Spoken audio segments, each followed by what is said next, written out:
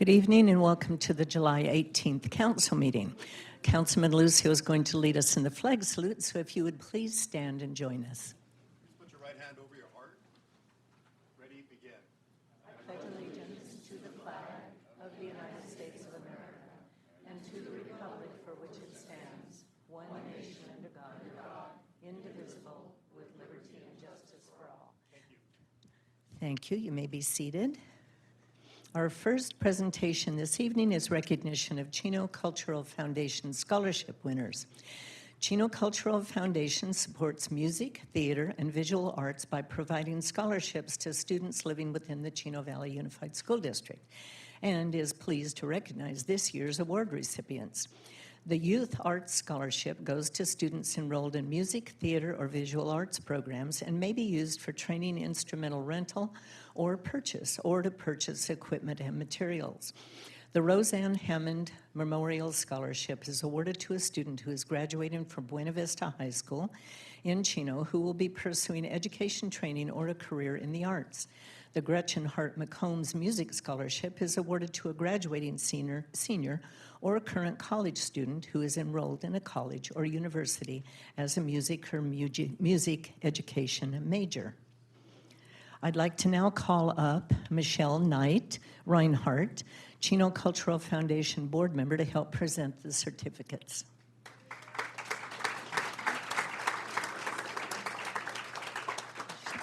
Thank you. We have 6 recipients here tonight with us. One could not be with us. The winner of the Roseanne Hammond Memorial Scholarship, Kaylee Pitts, is not here this evening, but I'd like to acknowledge her anyway. Yes, you can clap. Thank you.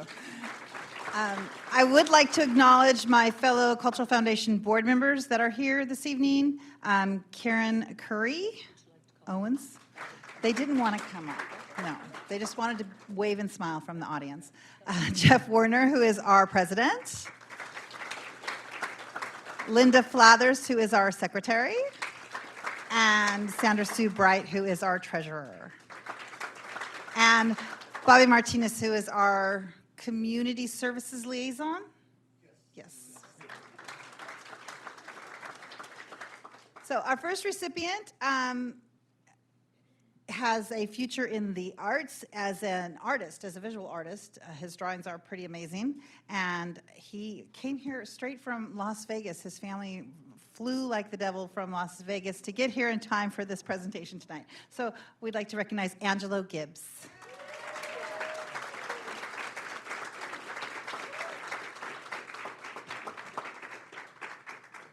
You can stay right here. And our next person is a young lady. She's also a winner of a Youth Arts Scholarships, Catherine Gruen.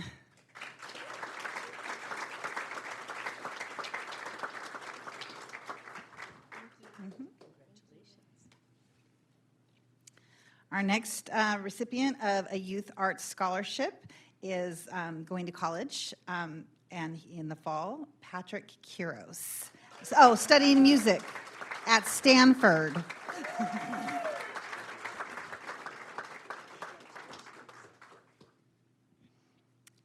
Our next recipient of a Youth Arts Scholarship is also going to be using the money towards his, I believe, towards his tuition in college at Mount San Antonio College. He's going to be majoring in film, and that is Joseph Rice.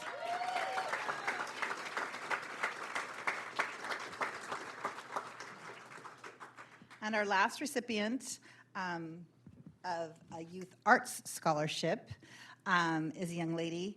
By the way, several who I know, Riley, Pat, Joey, they can be also seen performing pretty soon at the Chino Community Children's Theater in Spelling Bee, the Putnam County Spelling Bee, which is coming up August 10th, I think.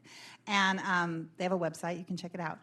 And some of them aren't even, you guys, you're involved with Percy, the lightning thief, right? No. Well, go see it anyway because it's arts in the town and it's really good. So our last recipient of a Youth Arts Scholarship that we'd like to recognize this evening is Miss Riley Smith.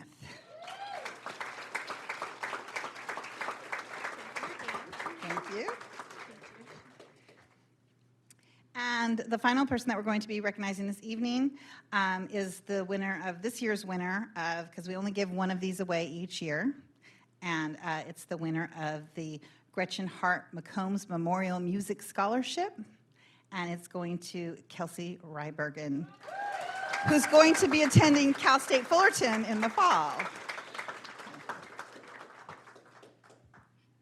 Well, congratulations to all of you, and I'd like to invite your families up to get photos with you. If you'd like to come up and get a photo with your student, it'd be perfectly okay to do that. Come on up.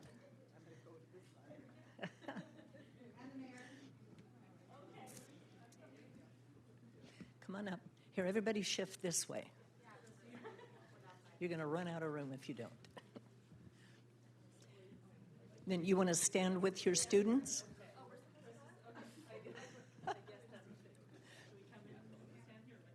You can stand with them, and then later you can take individual pictures with them if you'd like. Come on up.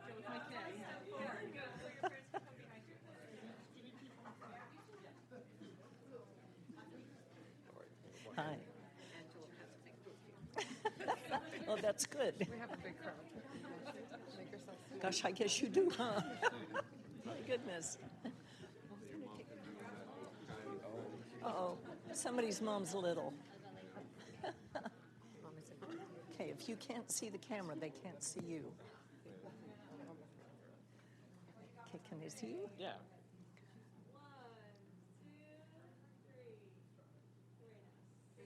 Very good. Oops, more.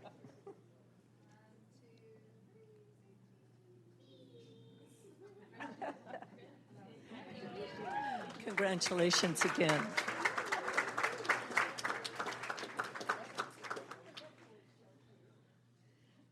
And then that can go to Michelle. It's always so nice when the families come. Okay, next we have a very, very special presentation, Mixed Emotions. It's the recognition of our Chief of Police, Wes Simmons' retirement. Wes, I'd like you to come up and bring Heidi.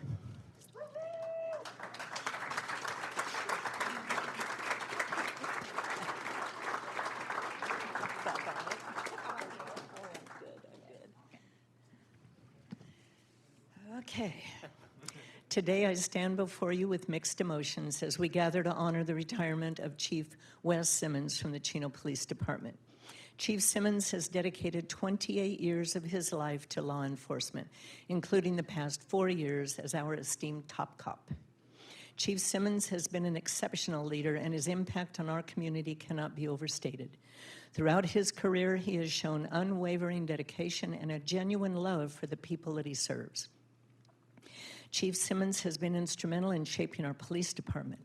He prioritized the development and well-being of his officers and staff, recognizing that properly trained individuals are the cornerstone of a successful force. Under his guidance, the department increased its training programs and implemented initiatives for employee wellness. These efforts have undoubtedly contributed to a safer and more effective police force. Through his leadership, violent crimes have seen a double-digit decrease, demonstrating his commitment to keeping our community safe. The implementation of innovative technologies such as license plate reader system and the real-time crime center has led to remarkable successes in vehicle recoveries and arrests.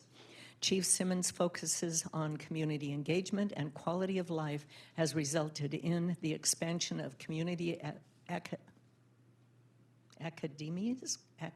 Engagement? No, academies. Academies? Oh my God, academies. I think it's spelled weird. Well, you know. Thank you. Thank you. Oh my. And the establishment of a dedicated quality of life team to support those in need. This is serious now, come on. As Chief Simmons enters this well-deserved retirement, he does so with confidence in the future of the Chino Police Department. He has meticulously planned for a smooth transition and ensured that a talented pool of individuals is ready to step into leadership roles. The stars have truly aligned for his departure, and we can rest assured that our police department will continue to thrive. Wes, the Chino City Council, staff, and residents thank you for your 28 years of service and dedication to this community. Chino and the police department that you led are better because of you. We wish you many years of happiness, good health, and fulfillment. Your legacy will endure, and your spirit will continue to inspire all of us. And I'd like to present the coveted Chino tile to you. It reads, Wes Simmons, the Chino the Chino City Council, on behalf of the citizens of Chino, wish to express their appreciation for your 28 years of dedicated service to the City of Chino and its residents. And it's dated today, or it's actually dated your retirement date, August 13th. So he's with us for a little bit longer. Thank you. Now, we have individuals that are here that want to make presentations to you. If I can get the paper out right. First, I'd like to call up San Bernardino County Supervisor Kurt Hagman.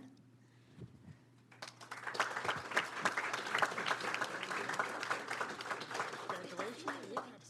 Here, how are you? I'm good. Here, come over this way. Thank you. Chief, first of all, what a pleasure it is to represent the city of Chino and such a wonderful department. And congratulations to the City Council, who continue to pick wonderful chiefs of police that continue to lead the legacy of Chino PD that is second to none in the county of San Bernardino. And I'm getting myself in trouble with the Sheriff's Department, but you guys do set the standard that we chase all the time, including with Chino Valley Fire, the same way. You guys lead the edge. You're on the cutting edge of technology, policies, and all the rest going all the way. It's been in great hands with you the last 4 years. But I have complete confidence it's going to continue on to be a great department, setting the standards for the rest of the county and the nation going forward. We're in the middle of some business with the county as far as new substations and helicopters and aviation and all that kind of stuff. So I'm sure it's going to be even going up from here where you go. But thank you for your service to our residents. Thank you for your 28 years. You wouldn't expect anything less from an Eagle Scout, which I didn't know that until today. Okay, so we have that in common. We got to do the three-handed over here. But thank you for your continued service on that. And I'd really like to hear when you get to do your speech what's next, because obviously you had another chief over here going to politics, a previous chief, Hernandez, who's in politics, so you never know what's going to be left afterward, right? But on behalf of the county, thank you for your service, thank you for your friendship, thank you for your dedication to Chino Valley. Thanks, Kurt. Mm-hmm. Thank you.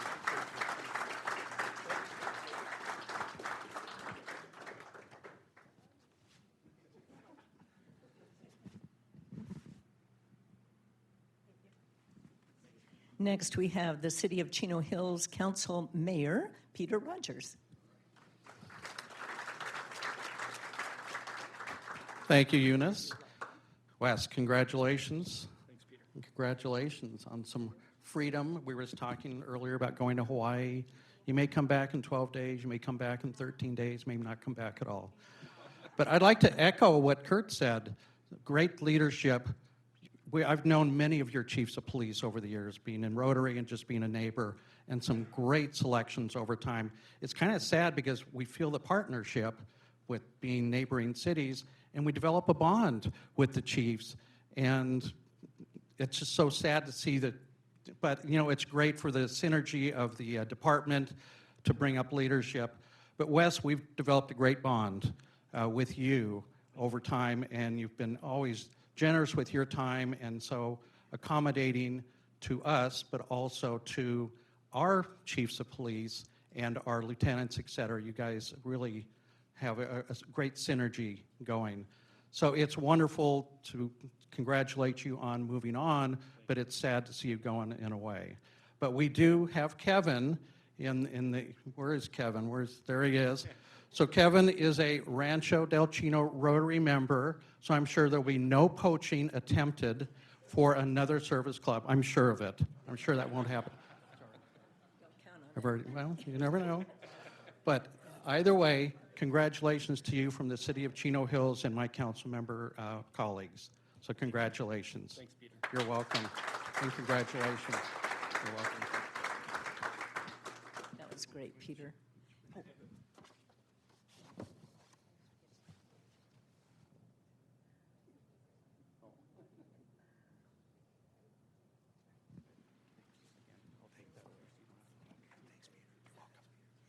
Next, we have Chino Valley Unified School District Board President Sonia Shaw.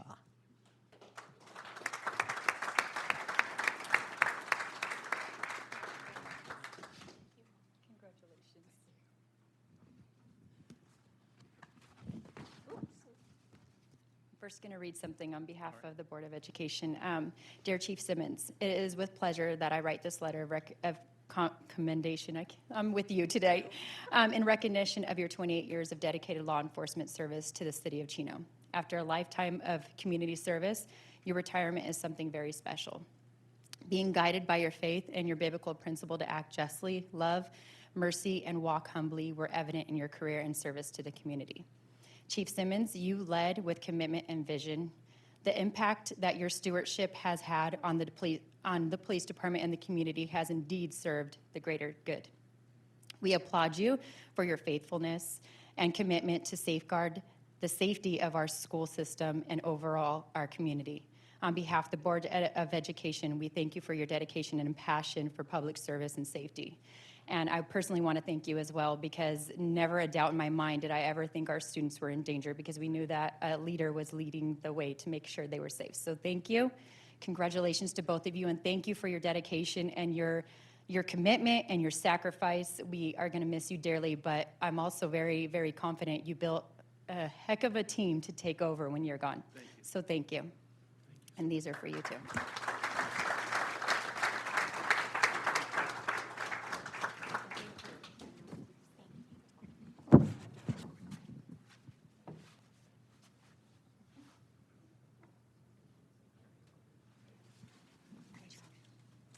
Next, we have a whole bunch of members from the Chino Valley Fire District. So I'd like to call up Board Vice President Harvey Luth, Board of Directors Sarah Ramos-Evinger, Board of Director Tom Howie, and Fire Chief Dave Williams to do a presentation.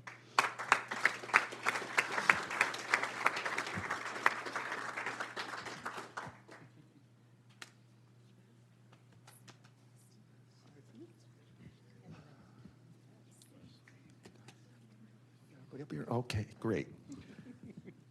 So, Chief, I'll just read this here quickly. The Chino Valley Fire District commends you for your dedication to the City of Chino and wishes you the very best in your retirement.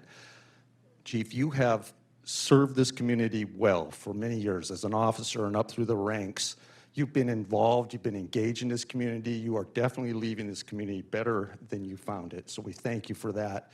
Thank you for your leadership. Thank you for continuing the collaboration between Chino Police Department and the Fire District. There's no doubt our community benefits from that effort. So thank you very much. We wish you good health and much happiness in retirement. Thank you. Thanks, Harvey. Thank you, Mayor.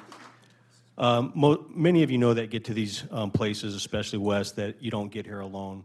The challenges is when you get here, the support that's required to stay here. So Wes has been in his position a little bit longer than I have, and so he was very welcoming when I was appointed as chief several years ago.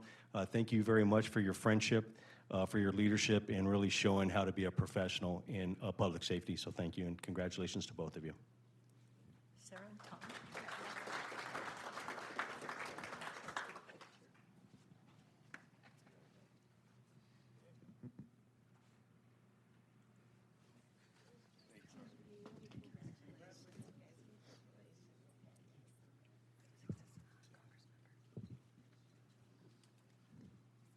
Okay, representing Congressmember Norma Torres, we have Jacqueline Elizalde. Oh my gosh. Elizalde. I apologize. Mine isn't either, I understand. Good evening, everyone. My name is Jackie Elizalde, and I'm here on behalf of Congresswoman Norma Torres to present this very special recognition. This is a congressional record, and they're not very common in our office. They are common, but not common enough. And you have to be a very special person to receive this. So what happens is it creates a record and it gets archived in DC. So it's a pretty big deal. So I'm going to go ahead and read this, and I want to thank staff and the city manager for sharing some kind words about the history and your background that we were able to put into this special congressional record. So. From the House of Representatives, from Honorable Norma J. Torres. So she rose and spoke to the Speaker of the House and said, "Mr. Speaker, I rise today to honor Wes Simmons and his 28 years of public service and dedication to the city of Chino. The calling to be a police officer is an incredible, difficult, and important vocation of public service. Those who risk their lives for the good of the community are worthy of the highest respect and appreciation of our district, state, and nation." Chief Simmons joined the Chino Police Department in '95 after graduating from the California State University of Fullerton.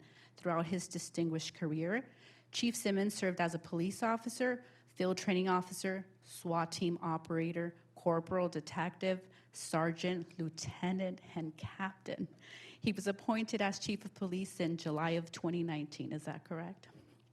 Additionally, Chief Simmons graduated with the 255th session of the FBI National Academy and Class 60 of California's Post Command College. He has a master's degree in organizational management from the University of Phoenix and completed the Harvard Kennedy School Senior Executives in State and Local Government Program. This July, Chief Simmons is officially retiring. I hope that he gets to rest and enjoy time with his family. We are grateful for his service to our community. For his outstanding accomplishments, it is my honor, Speaker, to recognize Chief of Police Wes Simmons, his years of civic service and commitment to the city and to the people of Chino. To the people of Chino are worthy of the highest commendation. Thank you very much.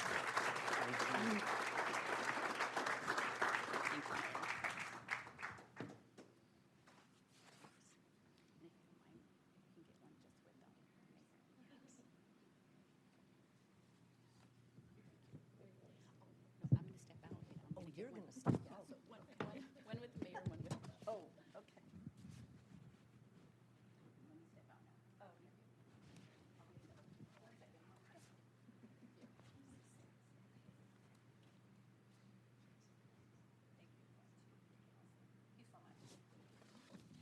Okay, next we have representing Attorney General Rob Bonta. We have Pat Acosta. Pat.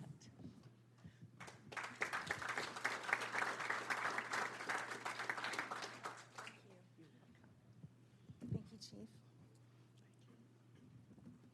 Good evening, everyone. My name is Pat Acosta, and good evening, Mayor, City Council, community of Chino, and special guests, especially you, the special honored guest.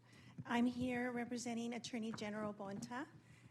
I am an executive, part of the team of 6,000 people we have on our team, making sure that the laws are being represented.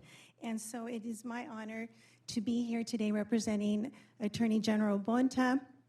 He is regretfully not here, and he was disappointed not being able to be here to recognize you, but he wanted to make sure that I was here and that his message was conveyed, that he wishes you congratulations, you and your family, best wishes on dedication that you have had to the city of Chino, along with the city, with the rest of California, because you have a number one example.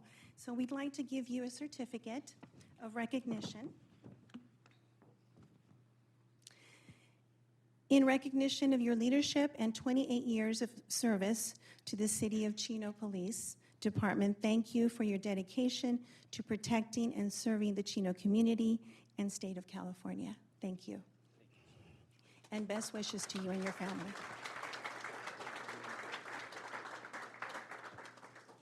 you, Mayor.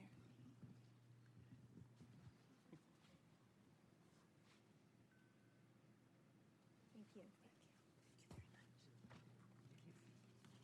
Representing State Senator Susan Rubio, we have Laura Brantley.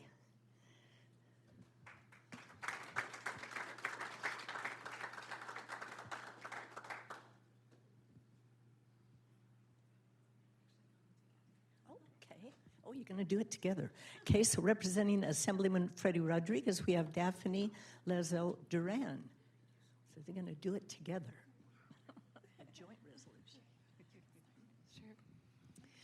Congratulations, Chief Simmons. My name is Laura Brantley, and I'm here with State Senator Susan Rubio's office. It's a pleasure to be here. A lot has been said already, and it is true that our communities depend on public safeties, on safe schools, on all the work that's been done on behalf of City Council and the City Manager's office. There's one thing I wanted to add to that, though. Chief Simmons does way more than his job description entails to make sure that our community, the Chino, is vibrant and engaging. You can find him around town volunteering. You can find him around town at ribbon cuttings, grand openings, just making sure small businesses stay open. That is not part of his job description, and he's doing it. The reason that communities like Chino are being named the best in the state, in the country, are because of Chief Simmons and people like Chief Simmons, the families and residents of Chino. So this retirement, though well earned, I hope you don't take too much time off from hanging out with the rest of us. Thank you so, so much for your lifetime of service. Good evening, everyone. As Laura mentioned, I'll echo on with what everyone has said. On behalf of Assemblymember Freddie Rodriguez, as he is the Chair of Emergency Management and on the Committee of Public Safety, he is very grateful to have partnered up with you throughout these 28 years and the time he was here. It was great to be a part of working together with you. And on a personal note, I actually met Chief Simmons at a Chino Kiwanis meeting. And he didn't know who I was, but he was very welcoming, as all of you have mentioned. He welcomed me into the room. He introduced me to everyone, to the city manager who was there that day too. So he's someone that really cares for the community, and couldn't be prouder to have been part of the Chino community with you here. Thank you.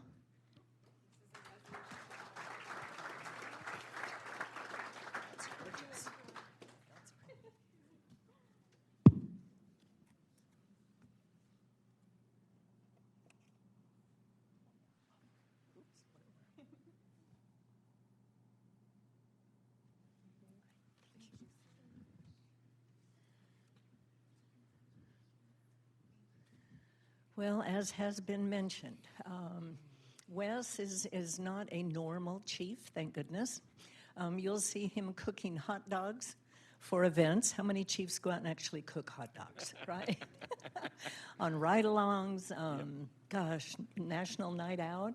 I've had the privilege of riding with him, stuff, and everybody knows him. Everywhere you go, everybody knows Wes.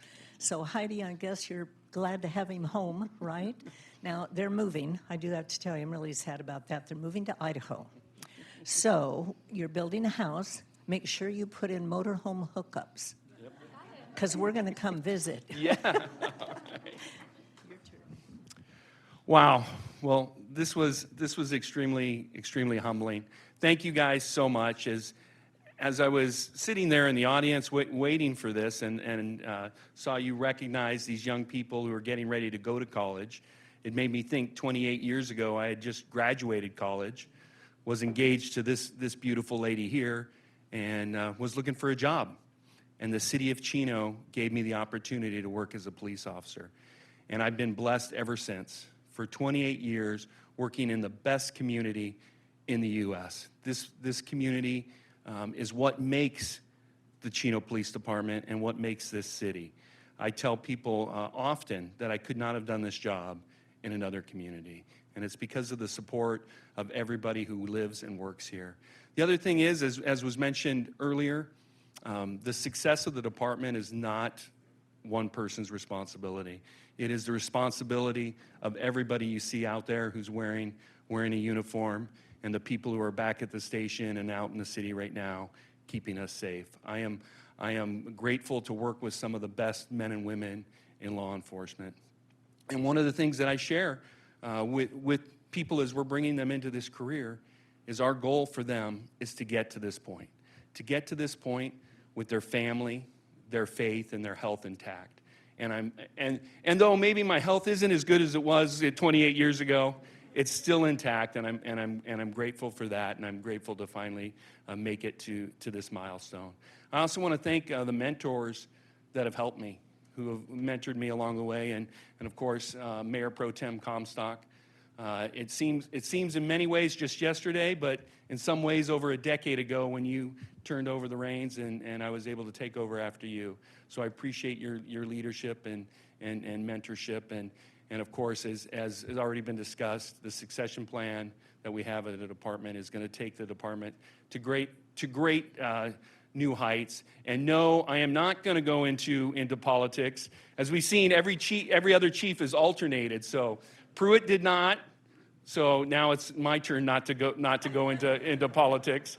So I'm gonna avoid that. But I will be cheering this city and this department on from the outside. So you just anointed Kevin? He already is in politics as a planning commissioner. So thank you all. I appreciate this. And one last thing. Again, I could not have done this without the support of my beautiful wife. Thank you. My two wonderful kids who have also decided to move out of the state of California. We're looking forward to this opportunity to be able to spend more time with them. And probably the most significant thing, for 28 years, I want to say for 25 of those 28 years, I've been here on the 4th of July, and I'm looking forward to having a 4th of July at my house. And this next year will be the first time we get to do that. It's wild in Idaho. It's wild. It's wild. It is, and it's legal. Well, Heidi, we want to thank you too, because obviously he couldn't do this job without your support. And the girls, so tell the girls thank you very much on our behalf also. Now I'd like to break protocol a little bit, and I'd like to you've got a lot of officers here. I'd like all the officers to come up for a picture with you. Come up, please. And the fire guys. And Margaret. And Margaret. And we've got, how about fire too? Let's have fire in. Come on, Yep. Dave. Carlos, come up. You guys get next to him. Come on. Come on.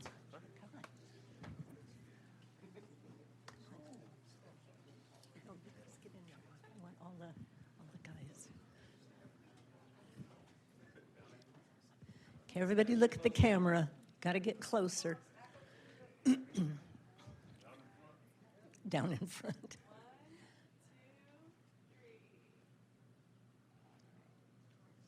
What a tribute to have your officers here with you. You're welcome. And of course, the great partnership with fire. It's always appreciated. Let's give them a big hand.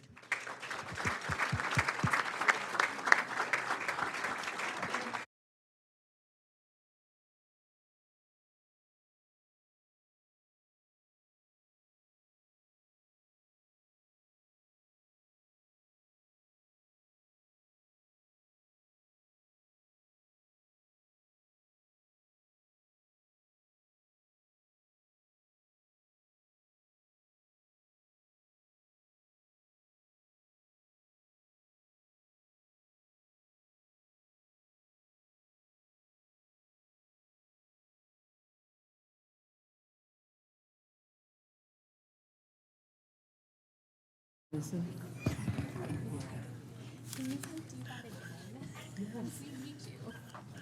gonna visit you guys. I promise. You will. Hey, congratulations. One more.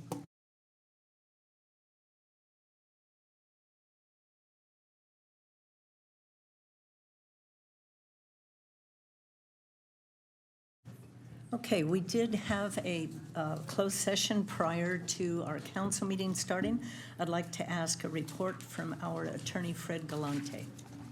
Yes, thank you, Mayor, members of the council, and all those present. The city council met in closed session as announced by the mayor and discussed the single item listed on the closed session portion of the agenda, namely conference with legal counsel, one item of existing litigation, the matter of Elise Brown versus County of San Bernardino and City of Chino, City Council received an update, provided direction, and no further reportable action was taken. That concludes the report, Mayor. Okay, thank you very much. City Manager Wright, do we have any additions or revisions to the agenda? Yes, Mayor, we'd like to pull number 5 and return it to staff, please. Okay, that's noted. Next, under public announcements, Chino Summer Nights. First, I wanted to remind you all about our Chino Summer Nights Movies on the Lawn series. If you haven't joined the summer fun yet, now is the perfect time to do so. Gather your lawn chairs and bring the whole family for the last 2 movies left in the series. On July 21st, we'll be showing Sonic the Hedgehog, and on July 28th, we have Minions, The Rise of Gru. The festivities kick off at 6:30 with family-friendly activities to keep you entertained. And as the sun sets and dusk approaches, get ready to enjoy the movies under the open sky.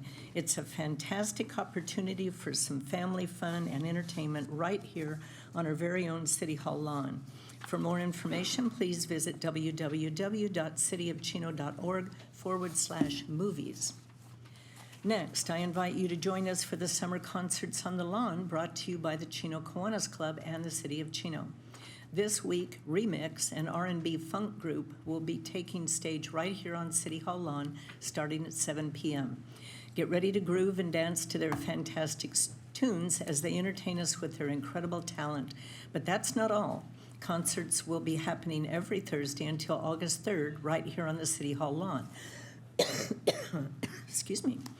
Then, on Friday, August 11th, we'll have a bonus concert at Founders Park in the Preserve.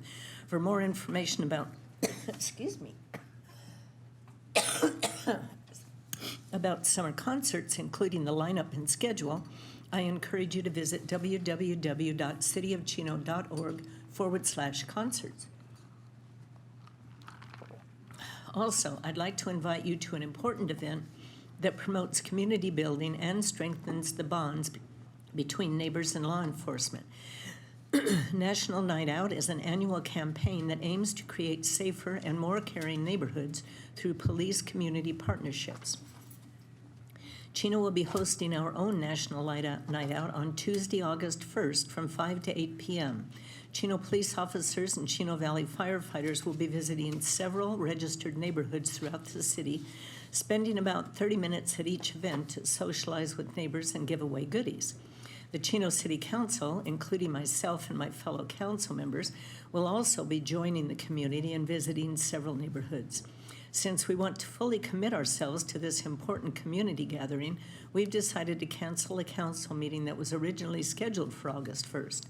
For questions about this event, please call 909-334-3142.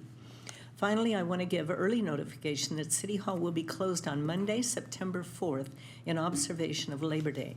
City Hall will reopen the following day at its regular operating hours of 7:30 to 5 p.m. Now, before we get started on public comments, I understand that we have a couple of special birthdays. We have Mayor Pro Tem Karen Comstock this month, and then on August 1st, we have Council Member Christopher Flores.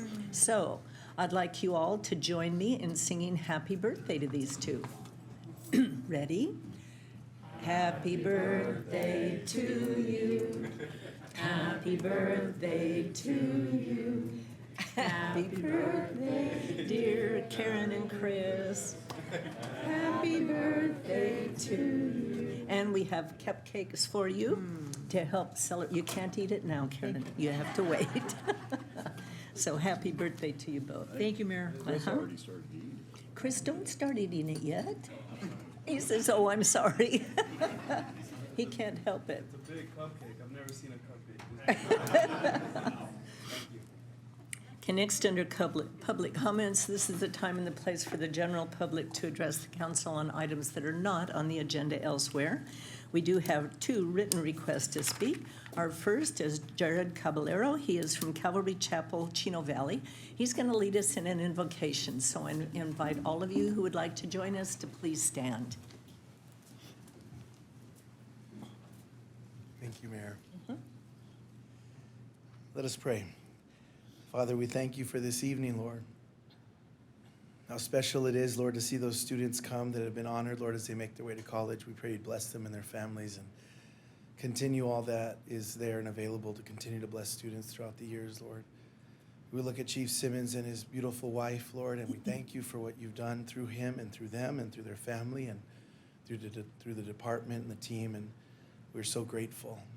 We pray for your blessing upon their lives, Lord, their new home, their travel, Lord, the future, Lord, all that you have for them. Would you just pour your blessing out, keep them safe, Lord, and let your will be done. We lift up all the events that are coming up, God. We thank you for so many great community events that bring people together in this city, that encourage and foster relationship and community gathering, Lord. And we just thank you for allowing that. And we lift up tonight's everything else that the meeting holds, Lord, that you would give our leaders wisdom, that you would give this team, Lord, and the public as well, Lord, wisdom and discernment and knowledge, Lord, that you would lead this city, Lord, and continue to lead, Lord, by your hand. We thank you, Lord. We ask for your help in everything, and we ask these things in Jesus' name. Amen. Amen. Thank you. Thank you, Jared. Next written request to speak is Julia Cabrera from the Chino Valley Chamber. Hello, good evening, everybody. What I have today are some chamber updates. The first is on July 27th from 5:30 to 8:30 p.m. at the Chaffee College Community Center. We are hosting our Business Awards dinner. On that night, we'll be highlighting our local businesses, our business owners, and reflecting on the year that the Chino Valley business community has had. On August 27th, at the Chino Hills Community Center, we will be hosting our Innovation Council and Leadership Collaborative graduation. In the graduation, we'll be celebrating our Leadership Collaborative. We'll also have the opportunity to hear from the Mayor of Irvine, who will be discussing with our business community on how we'll be able to create what they've created, an Innovation Council in their city with the goal of retaining and attracting some high-tech businesses. And in more recent news, our Leadership Collaborative group, in being in that group, they have to participate in implementing a community goods project. And this year, they have decided to support the Fire Foundation in placing AEDs in local businesses. So they just placed the first one at Bike Fix, which is a Chino business. It was an amazing event with such a great turnout, which is just a reflection of the kind of leaders that we have in our community. So it was a great event. And then last, but not least, certainly, we have our women's conference, and that will be on August 10th from 10 a.m. to 2 p.m. at the Chaffee College Community Center.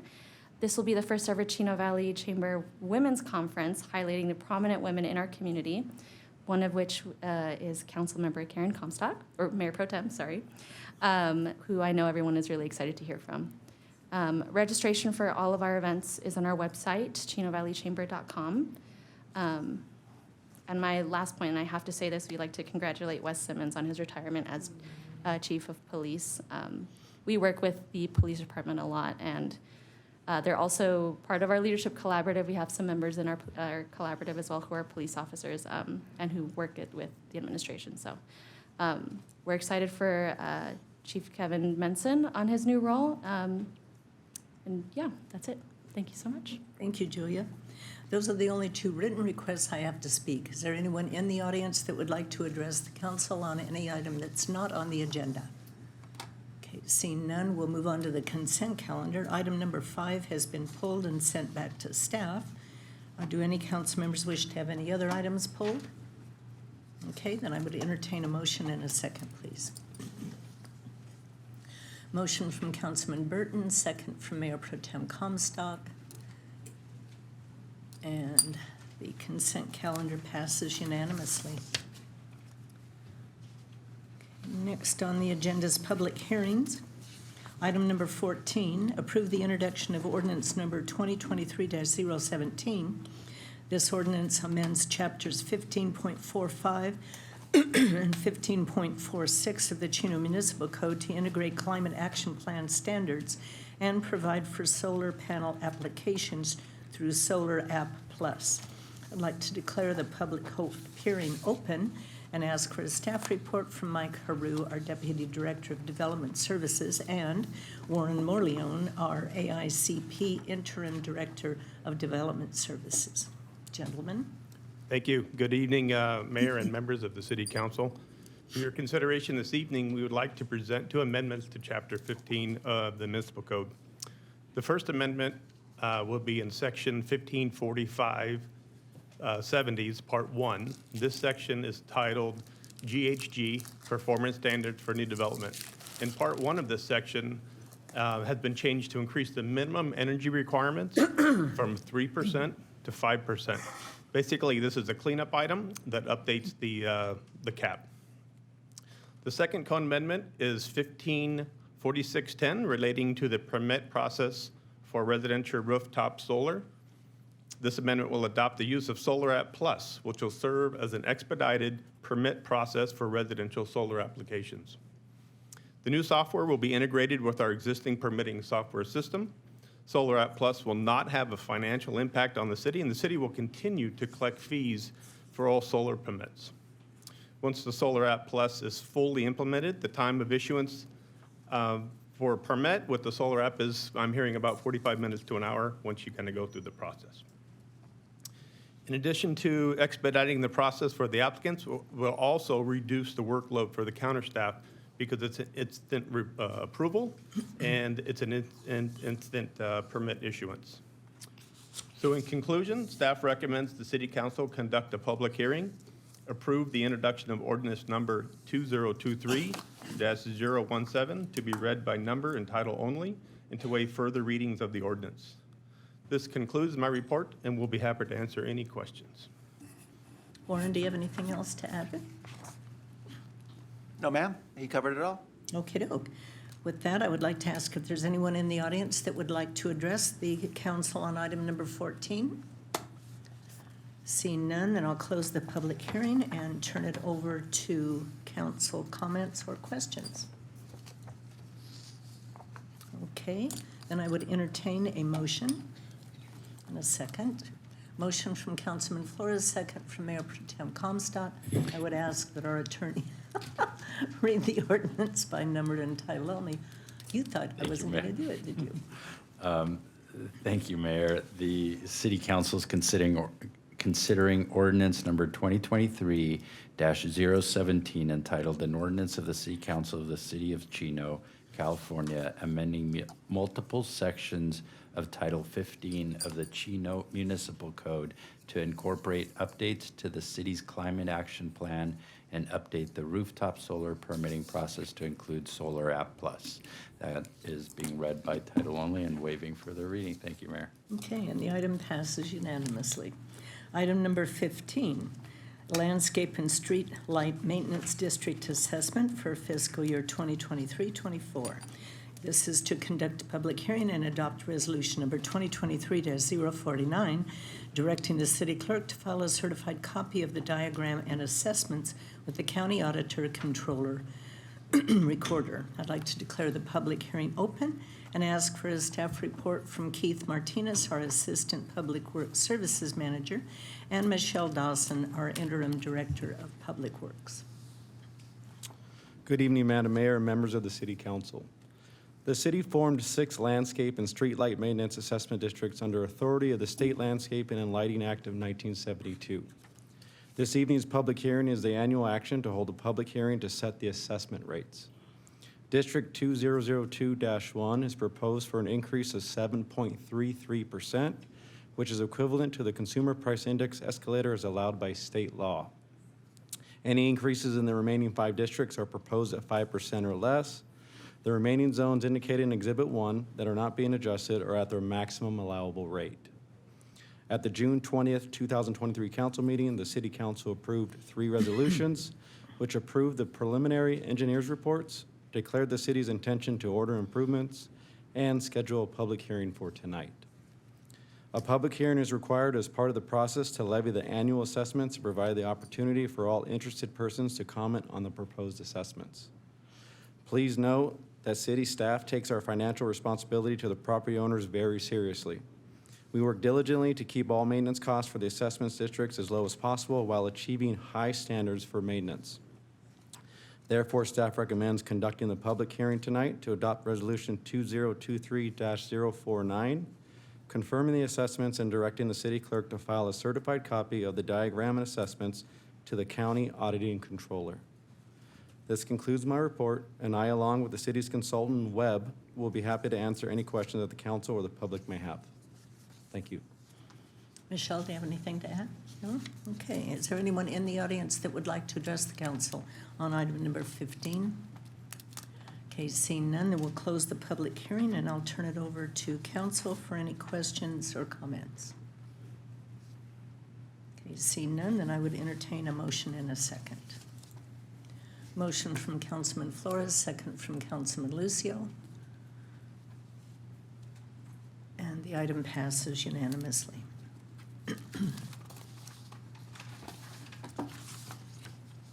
Item number 16 is under new business. This is the award of contract for City Park restrooms restoration. This is to award a contract to New Millennium Construction Services Incorporated, Chino Hills, in the amount of $538,985.55 for the restoration of City Park restrooms. I'd like to ask for a staff report from Keith Martinez, our Assistant Public Works Services Manager, and Almer Jocker, our Special Projects Administrator. Good evening, Madam Mayor and members of the City Council. The City of Chino Public Works Services Division oversees and maintains 14 public park restroom facilities. Maintenance operations consists of daily inspections and cleanings. Daily inspection reports indicate that 11 out of the 14 city park restroom facilities are showing significant aging and deterioration of fixtures, flooring, and interior paint. City staff recommends the 11 parks listed in the staff report receive restoration consisting with fixtures, flooring, and painting. Due to the high demand for sports fields and overall summer use, this project is anticipated to start fall of 2023 to minimize impact on residents and athletic teams. The first 4 parks recommended for restorations are Via Park, Heritage Park, Liberty Park, and Mountain View Park. The remaining 7 parks will be scheduled at the beginning of 2024. City staff will be working closely with the building department and inspectors to ensure that ADA requirements are met before signing a notice of completion. On May 22nd, 2023, staff published a formal notice inviting bids via Planet Bids and locally in the Chino Champion on May 27th and June 3rd, 2023. New Millennium Construction Services, Inc., Chino Hills, California, is properly licensed and deemed the lowest responsive bidder with a bid amount of $538,985.55. At this time, staff recommends City Council award a contract to New Millennium Construction Services, Inc., Chino Hills, California, in the amount of $538,985.55 for the restoration of city park restrooms. Additionally, staff recommends that City Council approve $107,797 for extraordinary work for a total contract amount not to exceed $646,782.55. That concludes my presentation, and I'm willing to answer any questions you may have. Thank you. Thank you, Keith. Anything to add, Almer? No, Mayor. Okay. I do have one question. Do you expect all 11 of these parks to be renovated, the restrooms, before June 30th of 2024? That is the goal. We are expecting each restroom to take 3 weeks approximately. The winter months could cause a delay in the curing process of the epoxy flooring. So that would be the only holdup. Okay. And when is the work going to begin? It should begin in fall of this year. Not during the summer? No, because of the sports parks, they're heavily used and everyone's out for school. So we want to minimize the impact it has on those individuals and teams. Okay, thank you. Any comments from council? Curtis? I actually have a question, Keith, regarding the restrooms. How long do they normally last before we have to go in and revitalize the fixtures, the flooring? What is a restroom? How long is it able to sustain the usage before we go in and do a full restoration? In my experience with the restrooms that we have currently, it's been 20 years. So they last quite a bit. It's just making sure all the restrooms have the ADA components that may have been missed 20 years ago or may have been changed because the ADA is always changing, so we're trying to keep up with the compliance factor. And 20 years is a long time. Yes. And that's probably one of the reasons is the way we take care of our property over there, right? I mean, we go in, we do regular inspections, and when things start to fail, we get them replaced right away. So they last longer, right? Correct. Okay, thank you. Karen? Thank you, Mayor. I just want to thank Keith and all of our staff for working on this. We've been looking forward to this happening for probably well over a year now when we first asked for our staff to work on this. I know that we had some problems actually getting a couple bids and the company on board, but I think this is a good thing for us, as Councilmember Burton just mentioned. I happen to spend a lot of time in our parks, not just because I'm a liaison to the Community Services Commission, but I would say in the past 2 months I have been in Liberty Park, Heritage Park, Shady Grove Park, Ayala Park, and there was one I'm missing, but on occasion I do have to use those restrooms. So this work is welcomed. The other thing I've noticed from our parks, particularly during the summer and post-pandemic, is they're heavily used by members of our community, not just to recreate, but just to go and take a break or have lunch. When I go inside of our parks, not just during the weekends, especially on the weekends, they're full, they're busy, and they're starting to show needs of these upgrades. So thank you. I think not only is our parks going to appreciate it, but our community is going to appreciate these facilities once they're improved, and with our continuous ongoing commitment to maintaining them. So those are my comments, Keith. Thank you. Thank you. Okay, another point, I think also, you mentioned it briefly, but community services commissioners are assigned different parks and visit them regularly. That's And correct, so Mayor. I know, thankfully, that they report when they see issues to staff. So that allows things to get done also, instead of just waiting and letting things be broken or run down. That's correct, Mayor. One of our commissioners is here tonight, and they do a good job getting in there and helping us to make sure that those things are reported. Thank you, Linda. Okay, if there are no other questions or comments, does anyone in the staff like to make any comments? Okay, seeing none, then we need a motion and a second for approval. Motion from Councilman Burton, second from Councilman Flores. And item number 16 passes unanimously. Item number 17, Citywide Pavement Rehabilitation Project, Phase 1 Pilot Program. This is to receive a presentation and provide direction regarding the City of Chino Citywide Pavement Rehab Project, Phase 1 Pilot Program. Our staff report this evening will be provided by our Special Projects Administrator, Amr Joker. Amr? Thank you, Mayor, Council Member. I have a brief PowerPoint presentation to go along with this.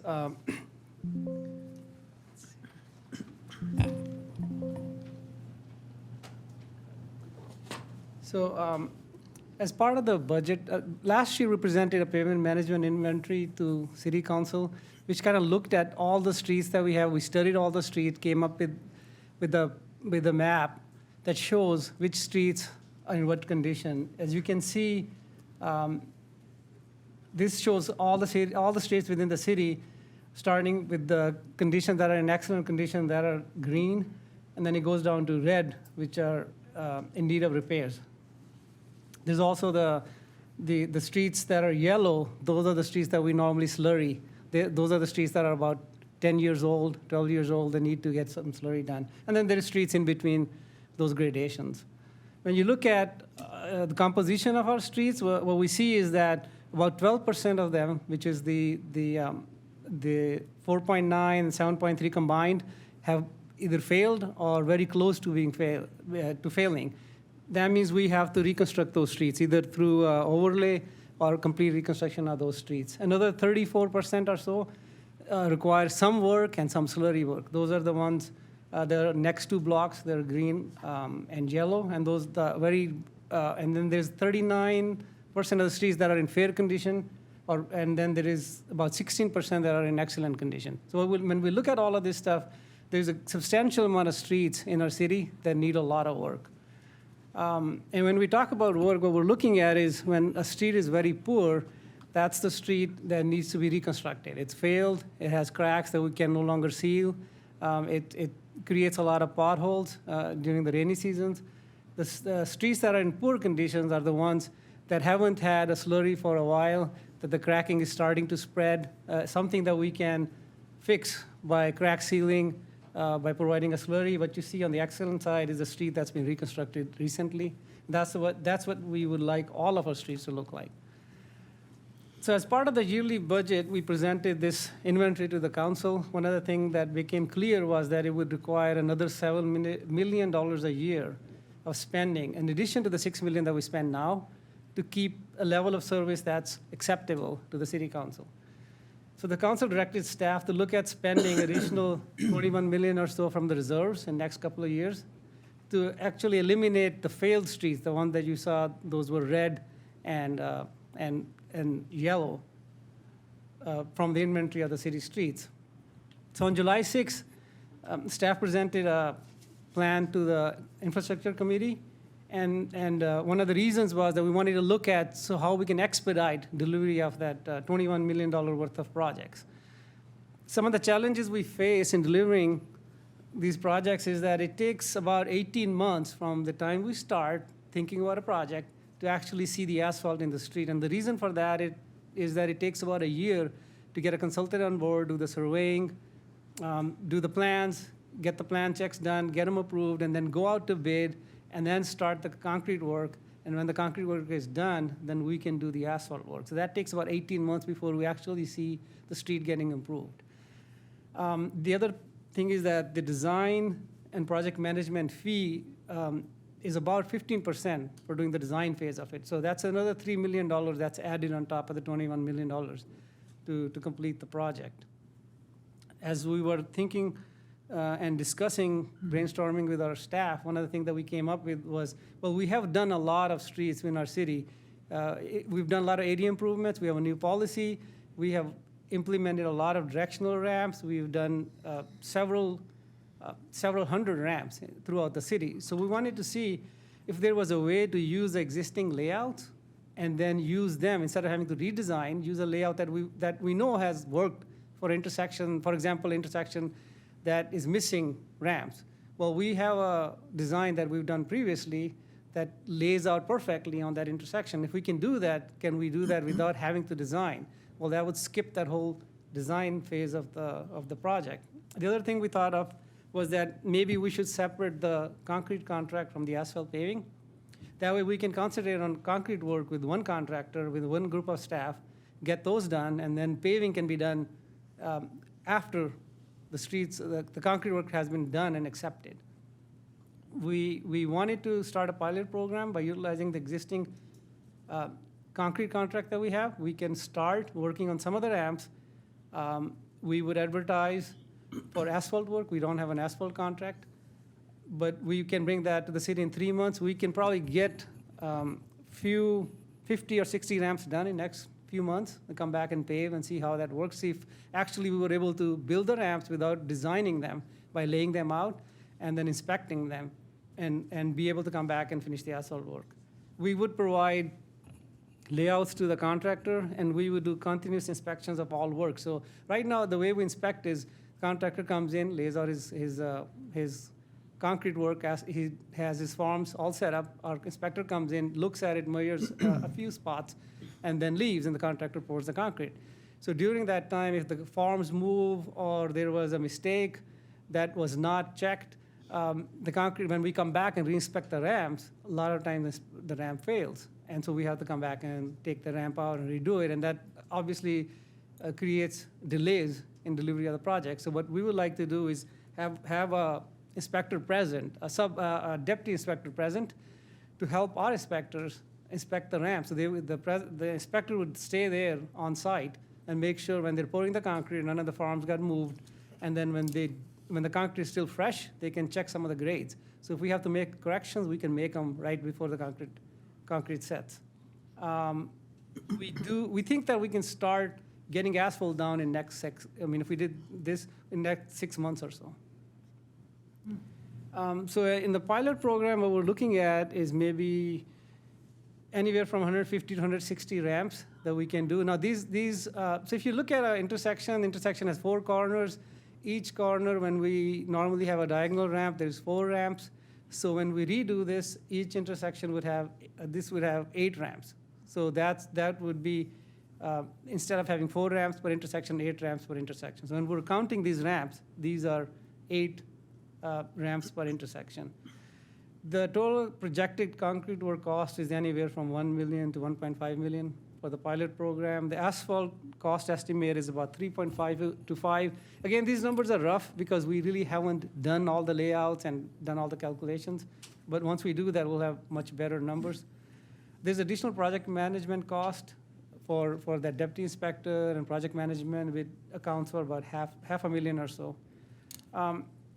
What we wanted to do was take some of the streets that we were already working on, and Monte Vista Avenue is one of them, especially the section north of Chino all the way to Walnut. That section has failed. We are slurring south of that, and anything north of that can be salvaged. So we are going to slurry, crack seal and slurry north and south of this segment. But this segment is the one we'll come in and redo the ramps and reconstruct the street. In addition to that, if you look at the map of the city streets that have failed, it shows that most of the streets that are failed are within the old downtown areas. If you look at the section from Pipeline all the way to Benson Avenue and Philadelphia down to Chino, majority of the streets that are failed are within that area. And we do have a couple of projects ongoing. We have 7th Street that we would like to pick up from City Hall going all the way to Walnut. And there's some streets between Central and Monte Vista, G Street, F Street. Those are already planned to get some of the work done. So we would use those as the pilot streets. Those would be the one that we would do first. We would go out there, put all the concrete work in, and once that's done, come back and do the asphalt work. Some of that asphalt work would be reconstruction of the full street. Some of it would be an overlay. Some of it would be just slurry.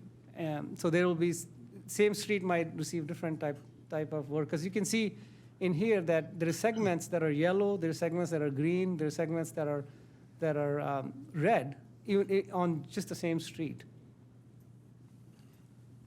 And this is an example of Walnut and Olive Place where we came in and did some work. As you can see, the original, there were not any ramps there. We reduced the radius of the curb return, and we added a ramp there. There's 2 ramps on that side that were added.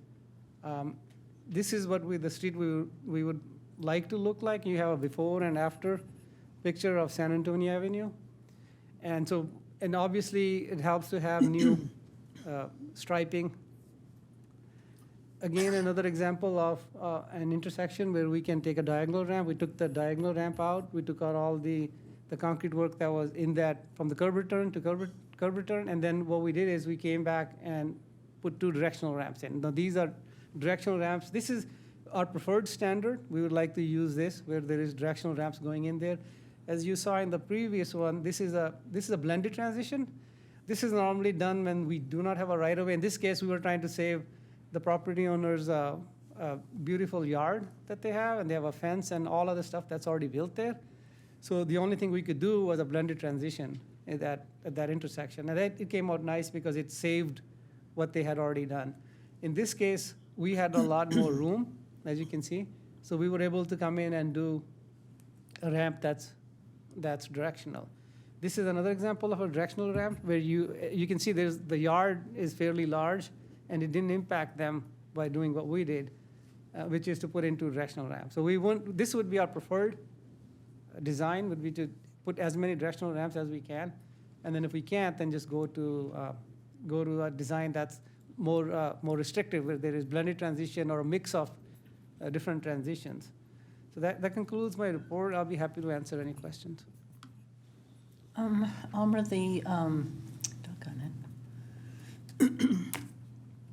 the deputy inspector and management of the pilot program, those would be subcontractors, not employees? Yeah, that is correct. So that would be the staffing at the inspector, at the inspectors that we have, they're not able to cover continuous inspections. So when they do inspections, they have several inspections during the whole day. So they just can't stay on one job site. And so the other thing is, it also is as needed basis. So it's not every day that they're going to be there. They might be there a couple of days, and then there's no work for another 5 days, and then they come back. So the need is punctuated. It's not every day. So we would hire somebody that can come in when we need them. Okay. And I have a question, kind of, it's related to this, but not. I understand that we're going to do a signal at Walnut and Monte Vista. That is correct. When is that supposed to go in? It's under design, and so we would skip that leg because it's being designed right now, so we wouldn't be doing that. Oh, okay, so you'd wait until that's designed, so you do the whole intersection at once? That is correct. Okay. Any other questions, Valmer? I don't have any questions, just have comments. I listened to this presentation in the Infrastructure Streets Committee meeting that we had like a week and a half ago. I do like the fact that you guys are now adopting some standards, which is going to obviously, one, save us time, but two, save us some money. So I appreciate you guys moving into that, because I think that was one of the issues that we had over in the preserve, that although we built that out, there was really no standards that we had set where people could just come in and say, okay, well, this is the standard for this intersection. These are the standards that we have for these directional ramps. So I appreciate you guys moving forward in that. I'm really looking forward to this. I'm looking forward to the amount of work that you guys are going to do in the downtown area. I think it's long overdue. A lot of those streets there have absolutely no ramps, and the curves are extremely high. So I don't know if our standards will work there, because some of these curves are probably over 12 inches tall. But I look forward to us actually putting some money and some resources into that community, because that community's needed it for a long time. So I appreciate that. That's all. Chris, did you have a comment? Just two questions. Amr, can you back up to the picture you have on Walnut and Olive Street? Yeah, that one there. You see the design on the right-hand side that has the rock design there. I will say, when I seen that picture, it just reminded me of more than a handful of residents who've always said, "Hey, Chris, is there any other design we can do besides these rocks? It's not very attractive." And so I wanted to ask you, are there any other designs or any other options we have? And I understand space is limited sometimes, so we have to design the ramp the way it is there. But in terms of the rocks right there, are there any other options we have? Are there any other alternatives? We have, if it's a large enough area, we could landscape it. We can put artificial grass. The reason we put the rocks there and not concrete is because that's not supposed to be a walkable surface. So we don't want people getting up there and then tripping. So it's designed to show them, well, there's rocks there, please don't get on top of it. But we can look at, we'll see neighborhood by neighborhood. If there's any neighborhood that, we can use some of the landscaping, especially if the property owners are willing to maintain some of that, then we can do some landscaping there. Yeah, and my guess would be that with the landscaping stuff, that may come with some ongoing costs, right, to maintain, or may drive up the cost in that regard. So again, I wouldn't want to, I wouldn't want this to be a burden. But again, ultimately, I'm just here to, I guess, share with some thoughts that residents have shared with me before. And now, if you can back up, my second question is, if you can back up to the downtown area there.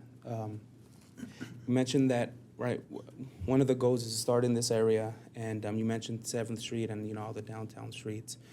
Some of our alleyways have, right, there is no ADA accessibility. So when we are going in there and redoing these streets, does that include the alleyways that don't have, accessibility as well? So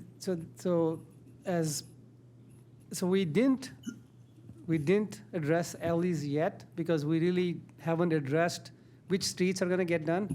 So one of the things that I think Mayor had brought up was that we do want to do alleys too. I think that was one of the idea was to add additional money for the alleys.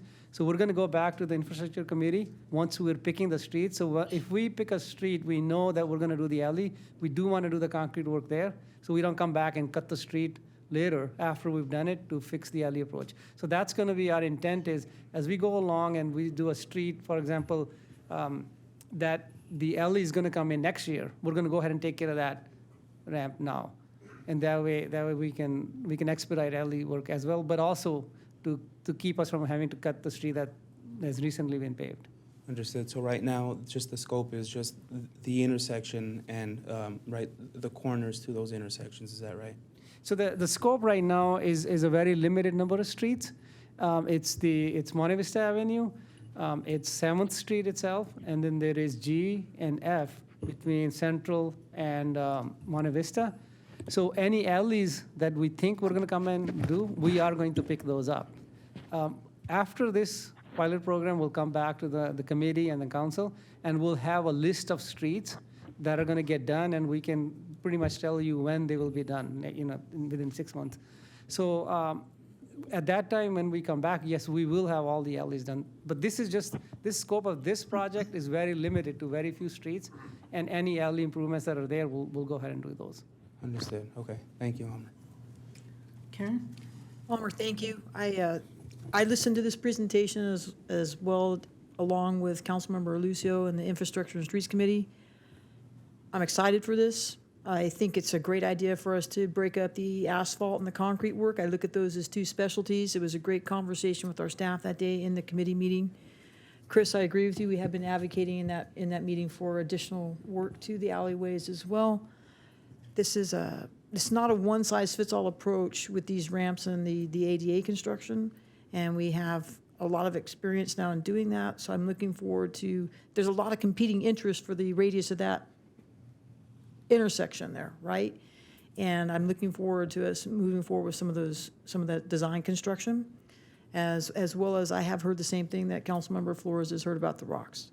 I think we have to look at these in general, that they are similar, but they're not all the same, particularly when you start getting into some of these downtown areas where we don't have as much room. So I expressed a lot of my concerns and statements during that meeting, but I think we're on the right approach, as well as this is a lofty goal that you've set for yourself and your staff, but I believe that we can accomplish it, and I'm looking forward to it. So thank you. Curtis? Well, Amr, I'm just going to say, wow, I really appreciate the work that you guys have put into this project. This pilot program, in my opinion, looks pretty amazing. You've thought outside the box and being very, very proactive, trying to get some things done in a very expeditious way. I think it's going to work out very, very well. And as we go along with this pilot program, we're going to be learning a lot of things for future projects. So I wanted to say thank you for the time and the effort that your staff has put into it, because I think this is really going to benefit the city and the quality of life that our citizens have become accustomed to. So thank you very much. You're welcome. And Mayor, I may add that we believe that about 15 to 20% of the ramps would still require design. So we're gearing up to do that. So what will happen is, I'll give you an example, Monte Vista Avenue, there's a couple of spots that I saw that would require special design. So as we're fixing those streets, we will design those. We'll come back and make sure we get the survey done and get the design done, because some are so impacted by the residents, by either by a pole close by or a driveway that's right next to it, that actually does require us to do the design. So we are aware of that, but this helps us, because as we're moving along and finishing up the concrete work, we can come back to that ramp later, and we don't have an asphalt contractor waiting just for that ramp to get done. So it'll give us a more leeway in expediting the project. Well, I appreciate all of your hard work on this. If anybody can come up with anything innovative, Amr, it's always been you. So thank you very much. You've come through again. Chris's comments about the rock look on that little area. I hadn't thought about that before, but I agree with you. It isn't so pretty, but I wouldn't encourage you to look at landscaping it with live plants, because then you have to put in water and somebody's going to have to maintain it, which we've seen areas throughout our community that's very difficult to maintain. So whatever you come up with, please don't come up with plants on those little tiny corners. It's supposed to not be walkable, Mayor, but people walk on it anyway. Yeah, I know. It's funny. I know. So normally we do add plants in the residential areas when the homeowner already has sprinkler system close by, so we modify their system and we add a few plants. So what that does is just kind of softens the look, but it's not city maintained area, so it wouldn't be city maintained. It would be something that, you saw some of those pictures where the homeowner already has a lot of landscaping, and what we do is when we go out there and we remove the curb return, sometimes we remove the landscaping as well. Yeah. So all we can do is we can add that back in. Okay. Well, I trust you and your staff are going to do what's appropriate. And I know in our neighborhood along Francis Avenue, there's some strips along the street there that's supposed to be maintained by the homeowners on the cul-de-sac on the other side of the fence, and they never touch it, so it's always a mess. So landscaping can be a little bit touchy sometimes. But now, when do you think you're going to bring this back for a budget allocation? So the next thing, we already have a contractor that does concrete work, so we plan to utilize that. That, I believe, last council meeting, council awarded a contract for about $500,000 to that contractor. We can come back and add more money to it in next council meeting in September. We're also preparing specs to go out to bid for the asphalt work. So we plan to have that back to the city council in first meeting of October or the last meeting of September to award the contract for that. So we will get started within 2 weeks on the ramps, and we would see asphalt work maybe by November, December of this year. Terrific. Okay. Yeah, it's going to be exciting. Thank you very much. That just means you know that you can't retire, right? That is correct. All right. Okay, we need a motion and a second then for item number 17.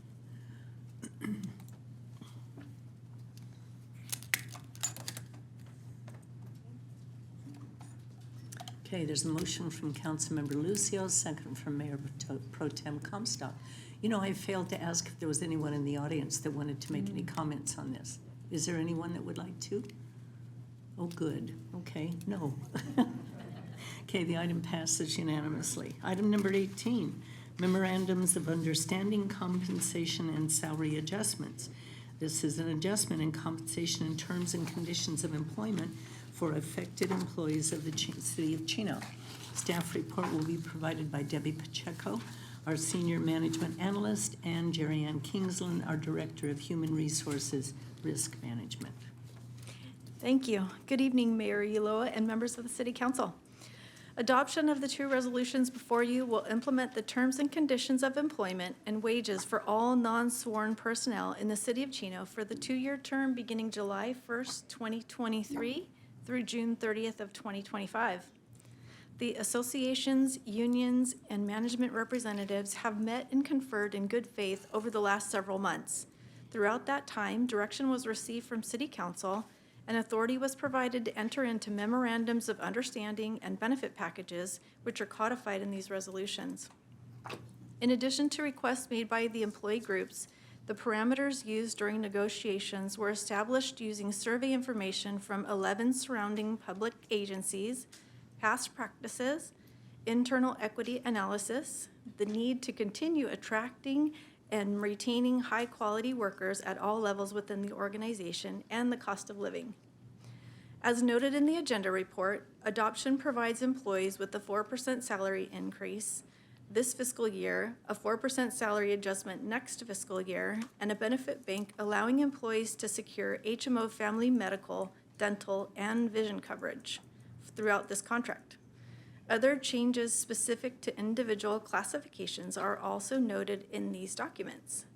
Staff would like to sincerely thank the City Council for the time they've dedicated over numerous meetings in reviewing the proposals brought forward to them and for the careful consideration shown through this process to the employees of the City of Chino. With that, the adoption of Resolutions 2023-51 and 52 by the City Council is requested, along with authorization for the City Manager to execute all necessary documents on behalf of the City.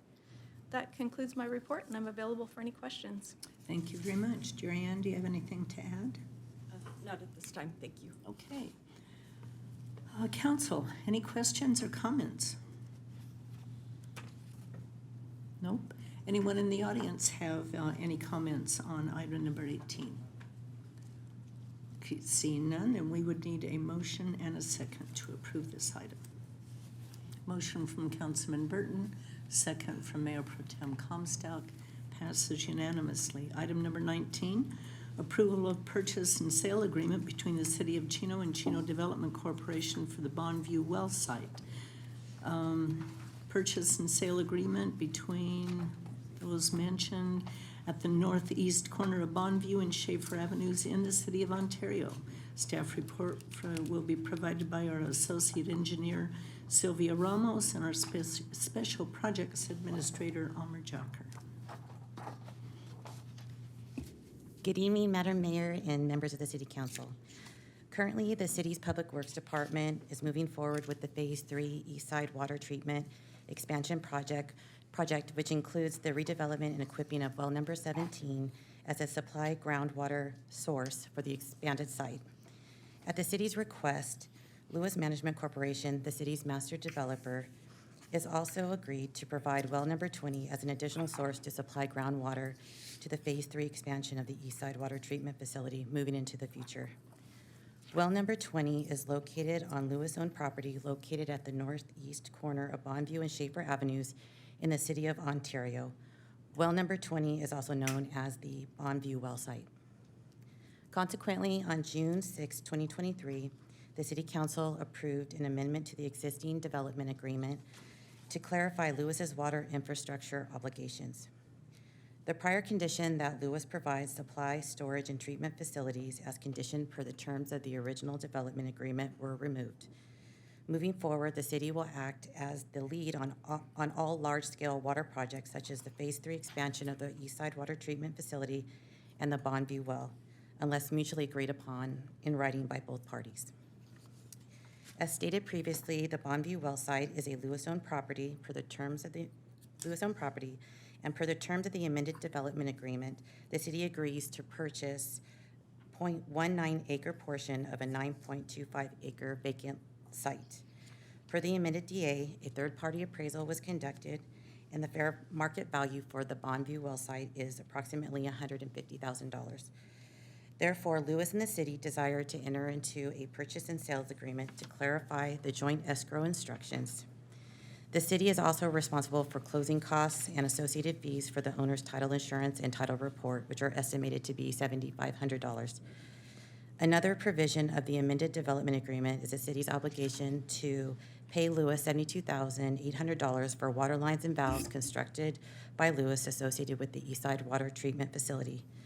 As part of the development agreement negotiations, the city agreed to reimburse Lewis for two 12-inch on-site water lines and associated gate valves. These costs are associated with the Phase 1 Eastside Water Treatment improvements, which were not included in the city's initial true-up of all the costs associated with Phase 1 improvements. The city is required to pay Lewis within 30 days of the effective date of the amended development agreement. Therefore, it is staff's recommendation to the City Council to approve the purchase and sales agreement between the city and Lewis for the Bonneview well site and authorize an immediate reimbursement in the amount of $72,800 for costs associated with the Eastside Water Treatment Facility per the terms of the amended DA. That concludes my report, and I'd be happy to answer any questions you may have. Thank you, Sylvia. Amr, do you have anything to add? No, Mayor, thank you. Okay, thank you. Is there anyone that would like to address the council on this item? Seeing none, council comments, questions? Seeing none, then we need a motion and a second to approve item number 19. Motion from Councilman Burton, second by Councilman Lucio. Item passes unanimously. Okay, next item on the agenda is mayor and council reports. I have a short report this time.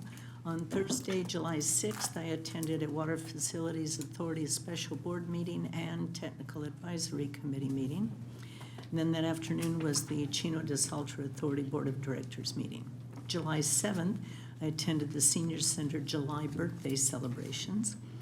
And on Saturday, July 8th, I attended Assemblymember Freddie Rodriguez's 10th annual barbecue, where he recognized several Chino residents. Renee Mehta, who actually works for the chamber, received Woman of the Year award. Shell Roofing received Business of the Year, and Kenny Willett received Veteran of the Year.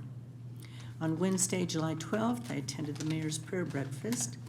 And then on Friday, July 14th, I think that's when we went to Bike Fix, wasn't it, Chris? Yes. Yeah, attended the AD placement with Bike Fix. That was a lot of fun in kind of a weird way. You learn how to save lives. That's not weird, but I mean, to see the demonstration of the AED and knowing that we have another one placed in our community to help save lives is really, really very important. And then that evening, I attended the Chino Junior Fair 4-H and FFA barbecue and auction. And our newly appointed chief, Kevin Menson, also came. And I think it was an eye-opening experience for him. You know, it's such a testament to our community, how the community comes together and supports kids and opens their wallets. I think the look on Kevin's face when a couple of the animals went for the amount of money that they went for was priceless. People are very, very generous, but these kids do such a good work, and you know, it teaches them responsibility. They have to learn parliamentary procedures. They have to learn how to do presentations, and of course, the responsibility of raising an animal can be pretty daunting as well. One of the steers that were auctioned off weighed over 1,500 pounds. And it was just a little gal that was handling him in the arena.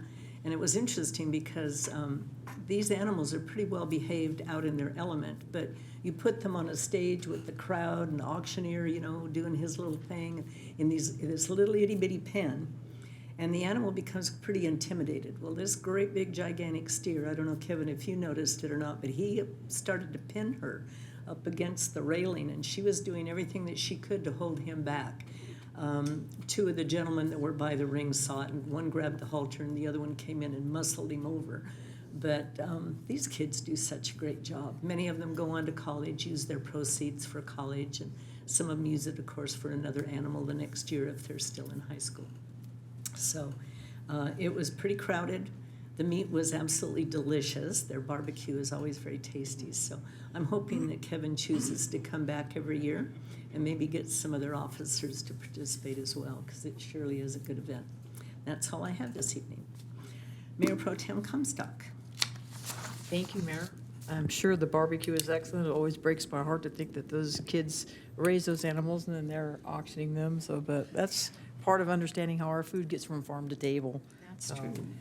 On July 8th, I had also attended Assembly Member Freddie Rodriguez's community barbecue. He honored a lot of people at that event. It was a very nice day, and congratulations to all the award winners. On July 10th, I attended my one-on-one with the city manager. Also on this same day, I attended the Infrastructure and Streets Committee meeting that was covered in tonight's meeting. On July 12th, I attended the Chino Valley Fire Board meeting. We have a couple fire board members here tonight, Sarah Evanger Ramos and Harvey Liu. So most of that meeting on that night consisted of the new construction of one of the stations in Chino Hills and how best in order to construct it to serve not just the present, but the future fire service and the community as we move forward. So it was a good discussion and a good meeting there that evening. That brings me to tonight, Mayor, our closed session meeting for the council. Just some things that I have. If you don't have anything going on this weekend, on Saturday night, July 22nd, is the annual Chino Demolition Derby. As you know, that's a great fundraiser as well for a lot of nonprofit organizations in our community. There's a few of us that are sharing some of the ladies' cars. The bigger muscle cars, those are a vast investment. It's a lot of fun. So I have a car that I'm sponsoring. We're having a party on Friday night at the patio. If you want to meet our driver, Sasha Signs, come on out and support. It's a fun evening. If you've never been to the Derby and never been mudded, you haven't lived till you experienced it. Tonight, students that got the awards, Mayor, nice event for them. Congratulations to them. On a personal note, I personally knew Gretchen McCombs and how dedicated she was to the arts and music. So how nice. I didn't know the other lady. Did you know the other lady, Mayor, that award is named after by any chance? Anyway, just nice to know the philanthropy of the McCombs family to the city of Chino, and that those students are taking that and using that money well as they move forward. Chief Simmons, congratulations. I have a lot of stories I could actually talk about tonight up here. All of them are great. I think you should share at least one. I'll share briefly. One of them was one of the moments that I realized that I had hoped that Chief Simmons would actually become the chief after myself, Mayor, was when he graduated from the FBI National Academy. I spent like an entire weekend riding between his daughters in the backseat of the car. I felt like a scene out of a movie, but I got to learn a lot about Heidi and the chief that weekend and just how what a dedicated professional he is. And Wes, I'm proud of you, and I wish you the best. I know the feeling that you're having right there. It's bittersweet, And certainly thank you to you, Heidi, for supporting Wes in this entire venture. My other favorite story is the chief actually solved a cold case homicide. He was interviewing the suspect, and at the time, I was part of a team. We were all part of this solving this case, but Wes is in there interviewing him, and we're listening and watching the interview, and I can tell the suspect wants to confess that he did it. And right before he would confess, it was like, no, hey, stop, it's okay. And like the suspect's like, well, yeah, a couple of times, and finally we motion Wes like, hey, like take a break for a second. We're going like, Wes, he's trying to tell you he did it, but you keep interrupting him. So, and poor Wes, I'm like, just stop for a second and let him tell you. And Wes does go back in there, and it was a tough case. It was a 3.5-year cold case homicide. One of the hardest to solve because it was a random homicide, not an incident where somebody was actually killed by somebody they know. Wes, if it hadn't been for you that night, that case definitely would have gone unsolved. So thank you for bringing justice and advocacy to that victim's family. I have a lot of other fun cases I work with you, but that's one I'll share because I was not only proud of you that night, but proud of the Chino Police Department, proud to be part of that team. Not everybody can say that they solve those types of cases. And just for your phenomenal leadership, Wes, during this era. You had a very difficult tenure as chief during COVID and different things, and you were the right man for the job. So I wish you the best. And then thank you, everybody, for the birthday wishes tonight. Birthdays get different as you get older, so I just want to thank our city manager. She's sitting over there smug, but she has a birthday. There's some, I know some commissioners here that also have July birthdays. So to everybody that has a birthday this month, happy birthday. And just thank you to the council and staff tonight for that. So that concludes my report, Mayor. Thank you. So that was interesting. So you had to tell Wes to hush, huh?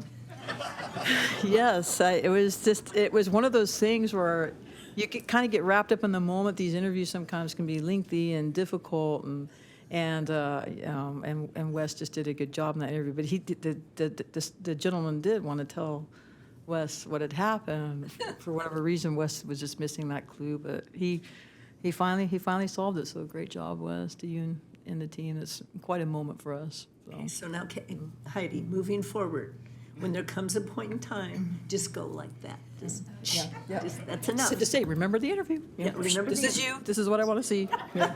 Yep. That's cute. Councilman Burton.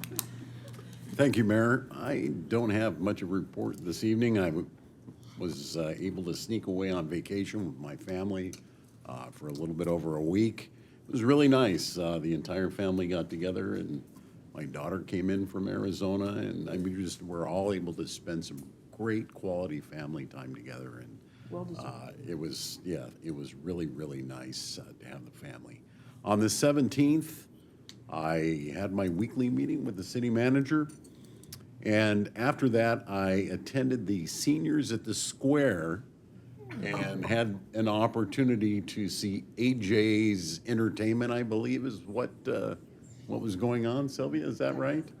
And I was just so impressed with our staff out there, Sylvia. Great job, and the people that you've put out there to run that program. AJ himself, if you've never seen this gentleman perform, he has a lot of energy. And I would, when I saw him up there dancing and singing, I thought about Chris Flores for a minute. And I thought to myself, I'll bet you Chris Flores could give this guy a run for his money. So I think the next time AJ comes out, I think, Chris, you need to join everybody at the Seniors at the Square. It would be a lot of fun to see that. And then tonight I had closed session, but, thinking about the Seniors at the Square, this city truly has something for everybody. The kids, the movies, the tiny tots, the community services programs that we provide to our children, our elementary school age kids, to junior high to high school, into college, early adulthood. Folks, we've got everything right here in this town, and I'm so proud to be part of it. It's just an amazing, amazing city to live in and work in. And that makes me think about you too, Chief. We're very fortunate to have had you and the service that you provided to the city over 28 years. That's a long time. And a lot of people don't know it. I remember when you came in, your locker was right next to mine in the police department, and he was just wet behind the ears. Here's this kid that just saucer-sized eyes and was really anxious to get out there and get started. You could just see, he was ready. And unfortunately, at that time, the city was going through a hardship financially. And Chief, you were the only person that I have ever known that got laid off from this city. The fortunate part about it is we brought you back immediately, and I believe the council made that a mandate at the time. But how long were you gone? 6 long days. 6 days. He was laid off for 6 days. Wow. But when the council found out what was going on, they wanted to make sure they made movements appropriately to be able to bring you back. And you didn't come back smug and just all heard about it. You came back on fire, and it has showed. It's been a testament to your career here. Chief, I'm proud of you. We haven't always gotten along and seen eye to eye. The nonsensical buffoonery that has gone on between the two of us in our conversations, I'll leave it at that. But Chief, you've done a great job. You should be very, very proud of yourself. Heidi, congratulations once again. You're going to have a great ride now on the second chapter of your life. So congratulations. And Mayor, that's all I have. Well, now you have my curiosity piqued about the buffoonery. So we're going to have to talk later. Yeah. Councilman Flores.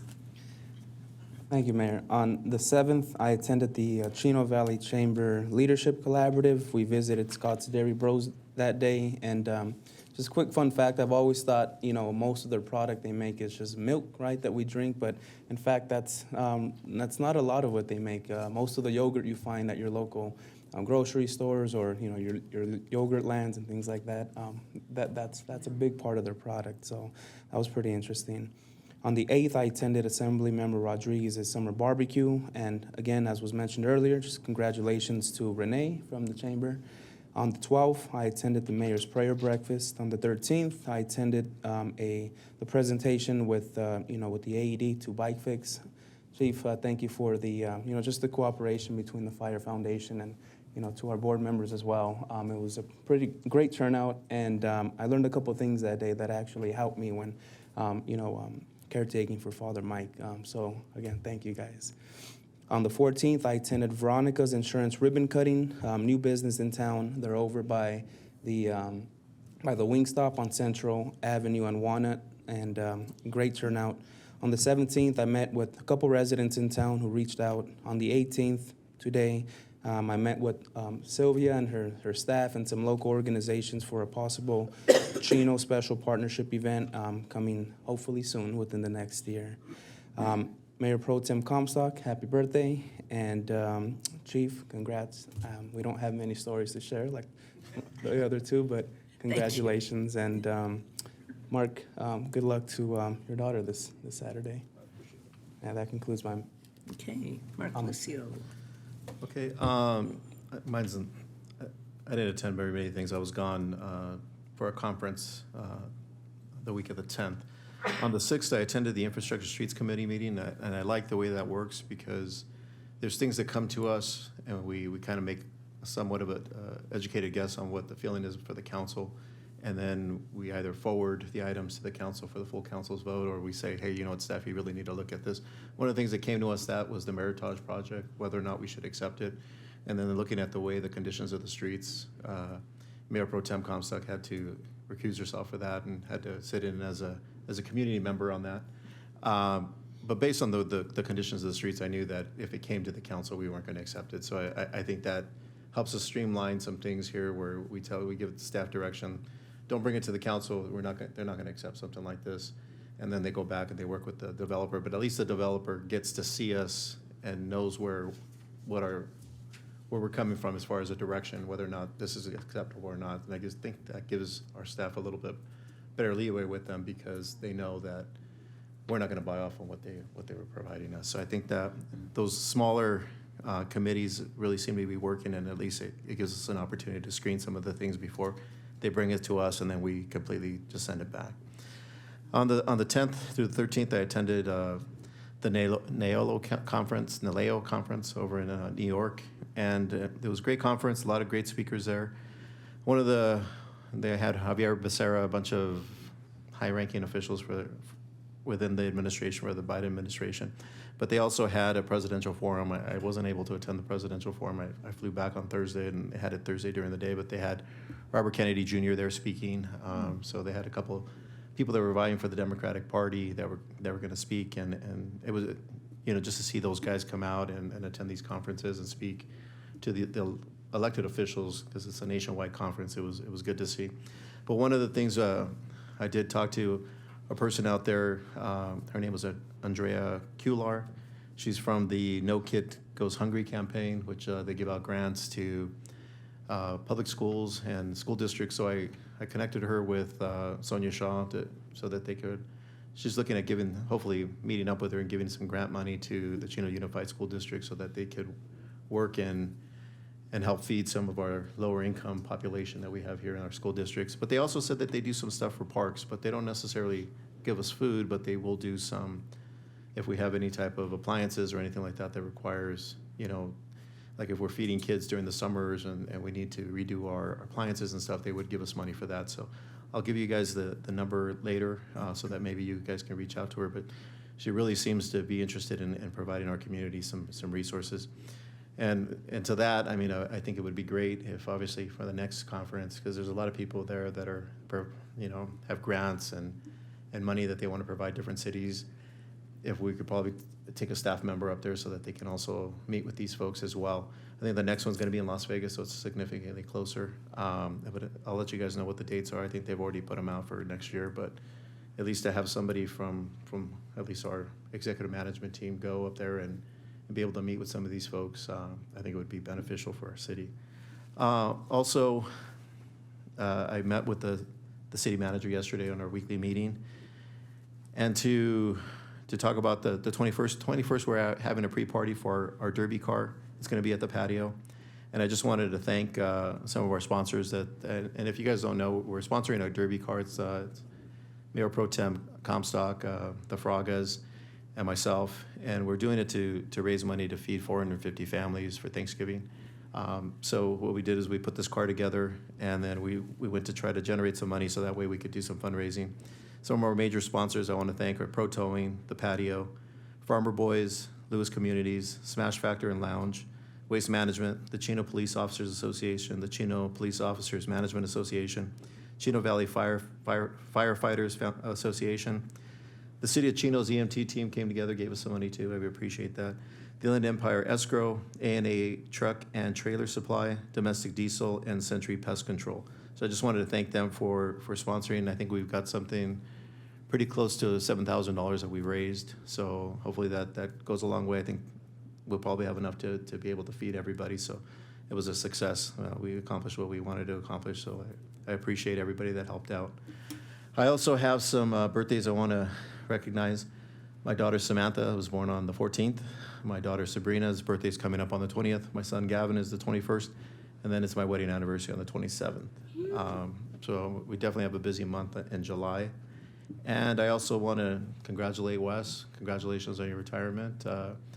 I know you talk about your health, but we're a different generation of police officers.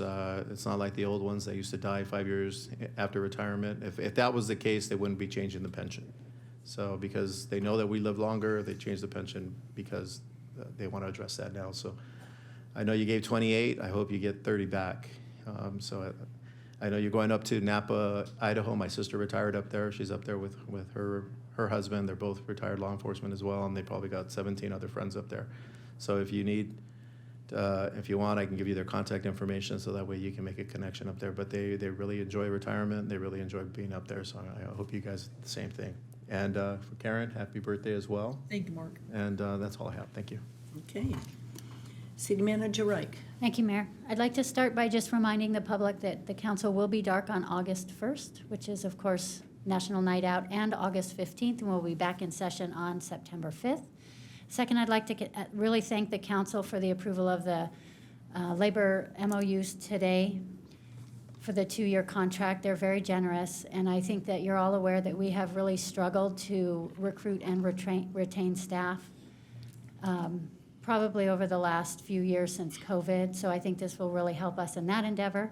I'd also like to, I'm not going to congratulate you because everyone's talked, but you know, we talk a lot about Wes, and yes, he ran a fantastic department, but he's also a member of our executive team, and we all work hard running this city.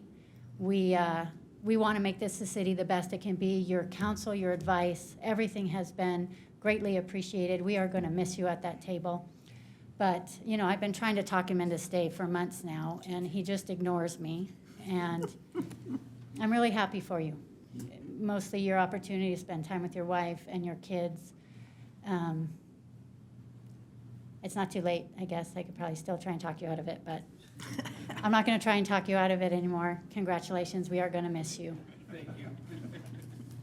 That's it, Mayor. Okay. City Attorney Galante. Thank you, Mayor. Just a brief update on the regional sewer service agreement negotiations with IEUA. Back on June 21st, the contracting agencies, including the City of Chino, delivered a revised draft of the agreement back to IEUA, which we believed included a lot of the language that IEUA wanted. We haven't heard any official response. They did yesterday ask for some clarifications, but we remain hopeful that those negotiations will kickstart again because they've been a bit stalled, as your city manager knows, since we haven't been to any of their meetings. And beyond that, just want to congratulate Chief Simmons on his retirement. I think the Mayor Pro Tem described it well, that you are a dedicated professional. I've enjoyed working with you, and you will be missed as a member of the team. So congratulations. That's all I have. Okay. Oh, and I also would be happy to donate to the Derby car if there's still an opportunity to do so. There's always an opportunity. Yes. If I could get some information from you after, I'm happy to do that. Chief Simmons, your last report. Thank you, Mayor and members of the council. And this is bittersweet. I've spent 28 years of my life in this community, and I'm grateful for this opportunity. The city's unique, as I said, and as you guys just described. And one of the things I think that makes this unique is the fact that you guys are going dark on August 1st to participate in National Night Out, where we get together with our community and show support for the police department and the community. That does not happen in every community, and that's another example of what you guys are doing. And I want to thank you personally for the support that you've given me over the years. I remember the story a little bit different, Mayor Pro Tem Comstock, but Oh, do tell. the one aspect of the story that probably rings loudest in my mind, number one, is the fact that as a team, we were able to bring closure to James Dennis's family. That's correct. And I'm grateful for that. But number two, that day was February 14th. It was Valentine's Day. And I had told my wife I'd be home at 5 for Valentine's dinner, and I didn't get home till 1 the next morning. Oh. She did not wait up, but I did find out that CVS has half price on Valentine's stuff after midnight. Oh, my. Oh, now she finds out. Heidi, I want you to know he could have ended that interview a lot quicker. So thank you again for your support. I also want to thank our partners at the Fire District. We have a unique thing between our police department and our Fire District, and we're partnering again with another community emergency response training on August 25th through 27th, and I encourage our community to sign up for that. And that's all I have, and thank you guys very much. Well, I'll tell you something. You are going to be missed. Kevin, you have big shoes to fill. Big shoes to fill. You know, you're a very unique person, Wes. I mean, your moral standards are very high, and there's never any doubt. There's never any doubt that you're always going to do what's right. You know, you're always going to look on the right side of things and really consider people's feelings and how things affect their future. I think you've done a really wonderful job with leading the PD.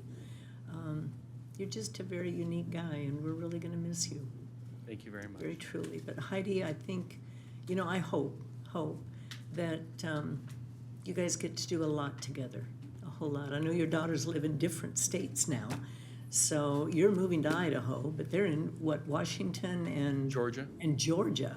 So it's not like you moved close to your kids, but you're close to your other family. But I think you'll have fun, at least doing a lot of traveling. We'll have the time to travel, which we're looking forward to. Yeah, you will. But I hope you do come back for a visit, too. I will. It would be nice to have you come back and say hi once in a while. I appreciate that. Thank Thank you, you. Les. Thank you. Mayor, my next meeting, I'll talk about the advice Wes gave me for the AK-47 Bandit, but I'll save that for. Now a teaser. You're going to tell that story without him being here? To you privately, Mayor. Oh, okay. This is going to be interesting. So I get to find out about, what was it you called it?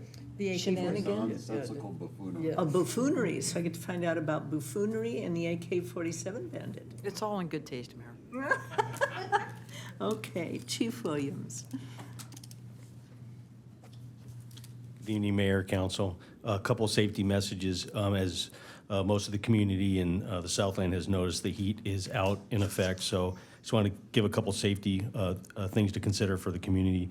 Make sure you're staying hydrated, stay in air conditioned when possible, dress in loose clothing, take cool showers when appropriate. If you have to go out, stay in the shade, eat fresh fruits, and don't overexert yourself. And this one I found interesting. Don't drink alcohol, not that part, but also don't drink beverages high in sugar. So that's a safety tip for there.